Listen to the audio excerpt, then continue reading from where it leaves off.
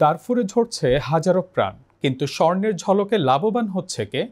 এলফাশারের রক্তের দাগ কি ঢেকে দিচ্ছে আরব আমিরাতের বাজার? একদিকে সুদান সরকারকে স্বর্ণ বিক্রি, অন্যদিকে আরএসএফকে অস্ত্র। আমিরাতের এই দ্বিমুখী খেলা কোথায় নিয়ে যাচ্ছে আফ্রিকার এই দেশটিকে? মানবিক বিপর্যয়ের আড়ালে কী চলছে সেখানে? সুদান নিয়ে এত সব প্রশ্নের জবাবই মিলবে এই প্রতিবেদনে। সুদানের দারফুর অঞ্চলের বাসিন্দাদের ওপর র্যাপিড সাপোর্ট ফোর্সেস গোষ্ঠী যে ভয়াবহ গণহত্যা চালিয়েছে, তার মধ্যে এলফাশার শহরের ঘটনা ভোলা যাচ্ছে না। ২রা অক্টোবর শহরটির দখলের পর আরএসএফ মাত্র কয়েক ঘন্টার মধ্যেই প্রায় ২,০০০ মানুষকে নির্মমভাবে হত্যা করে বর্বরতার সীমা ছাড়িয়ে গেছে। আন্তর্জাতিক মহল ও অধিকার কর্মীরা বলছেন, সুদানের গণহত্যার সঙ্গে সংযুক্ত আরব আমিরাতের যুক্ততার প্রমাণ মিলেছে। তুরস্কের সংবাদ মাধ্যম ইয়েনি শাফাক জানিয়েছে, আফ্রিকার দেশটির বিশাল স্বর্ণের মজুদি সংঘাতে আমিরাতের জড়িত থাকার মূল কারণ। সরকারিভাবে ২০২৫ সালের প্রথমার্ধেই ৮.৮ টন স্বর্ণ সুদান থেকে আমিরাতে গিয়েছে। অভিযোগ আছে, আমিরাতের সমর্থন পুষ্ট গোষ্ঠীর বিরুদ্ধে যুদ্ধ করেও সুদান সরকার নিজেদের নাগরিকদের মৌলিক চাহিদা মেটাতে আবুধাবির কাছে প্রচুর স্বর্ণ বিক্রি করছে। এছাড়াও বিপুল পরিমাণের স্বর্ণ অবৈধভাবে পাচার হয়ে দুবাই হয়ে বিশ্ববাজারে যাচ্ছে। পুরো প্রক্রিয়াতেই আবুধাবির সংশ্লিষ্টতা আছে। গত অক্টোবরে মার্কিন গোয়েন্দারা নিশ্চিত করেছেন, সংযুক্ত আরব আমিরাত আরএসএফ কে সাঁজোয়া যানসহ আরও ভারী অস্ত্র সরবরাহ করছে। ওয়াল স্ট্রিট জার্নালের প্রতিবেদন বলছে, যুক্তরাষ্ট্রের সামরিক গোয়েন্দা সংস্থা এবং পররাষ্ট্র মন্ত্রণালয়ের গোয়েন্দা ব্যুরো জানিয়েছে, পারস্য উপসাগরীয় দেশটি ওই গোষ্ঠীর কাছে অস্ত্র সরবরাহ বাড়িয়েছে।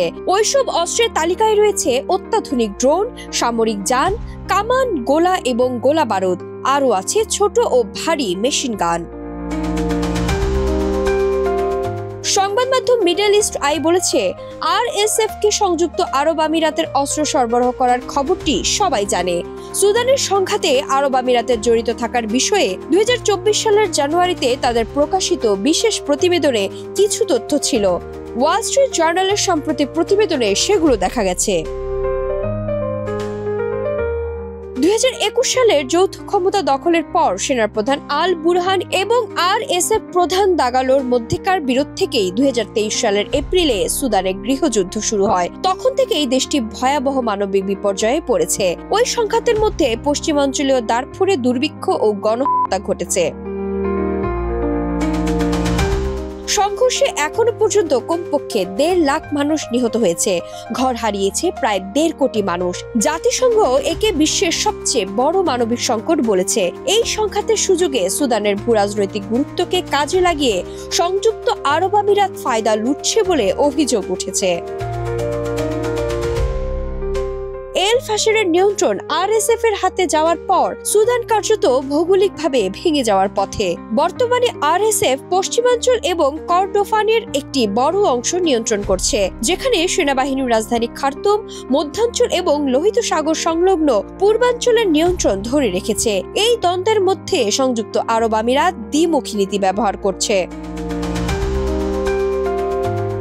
একদিকে সেনাবাহিনী সমর্থিত সরকারের কাছ থেকে সরাসরি স্বর্ণ কিনছে সংযুক্ত আরব আমিরাত, অন্যদিকে তারা আরএসএফ কে বিপুল পরিমাণে যুদ্ধাস্ত্র সরবরাহ করছে। গোষ্ঠীটি দুবাইয়ের স্বর্ণ চোরাচালানে জড়িত। কয়েকটি আন্তর্জাতিক সংস্থা, মানবাধিকার সংগঠন এবং গোয়েন্দা রিপোর্ট বলছে, সুদানে আরএসএফ এর গণহত্যার পেছনে আরব আমিরাতের স্বর্ণের সম্পর্ক রয়েছে।